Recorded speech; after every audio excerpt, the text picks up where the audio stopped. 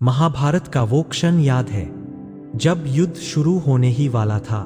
चारों ओर भीड़ थी, शंख की आवाज थी, हथियार उठे हुए थे और उसी भीड़ के बीच एक इंसान अंदर से टूट गया था। अर्जुन। उसके सामने दुश्मन नहीं थे, उसके सामने अपने लोग थे, गुरु, मित्र, परिजन। अर्जुन ने कहा, मैं ये नहीं कर सकता।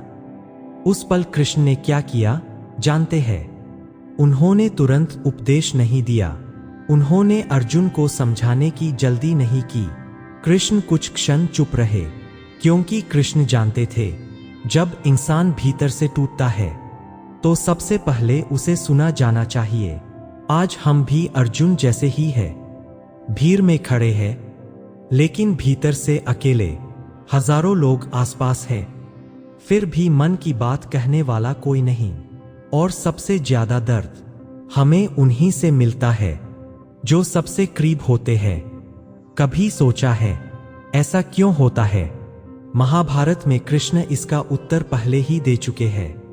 उन्होंने कभी नहीं कहा सब तुम्हारे साथ रहेंगे, उन्होंने कहा अपने भीतर खड़े होना सीखो।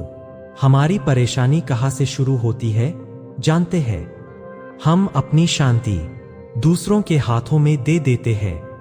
वो बात करे तो दिन अच्छा, वो मुस्कुराए तो मन शांत। यही निर्भरता धीरे धीरे इंसान को कमजोर बना देती है। द्रौपदी का वो दृश्य याद कीजिए, जब सभा में सब चुप थे, जब अपने भी मुंह फेर चुके थे।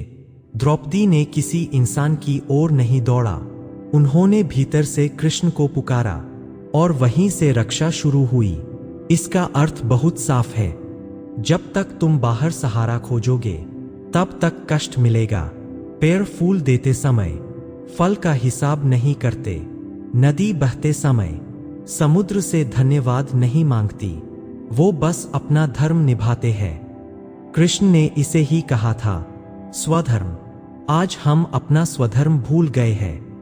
हम किसी इंसान को नहीं पकड़ते, हम उस एहसास को पकड़ते हैं जो वो इंसान हमें देता है।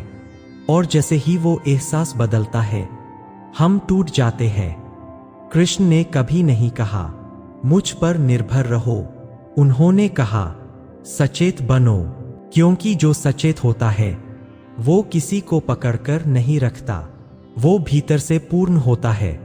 एक बात याद रखिए, जो आपकी कीमत नहीं समझता उसके लिए खुद को तोड़ना भक्ति नहीं है, वो आत्मसम्मान को खोना है। कृष्ण ने किसी को रोका नहीं, जो गए उन्हें जाने दिया, क्योंकि जबरदस्ती पकड़े रखना कभी प्रेम नहीं होता।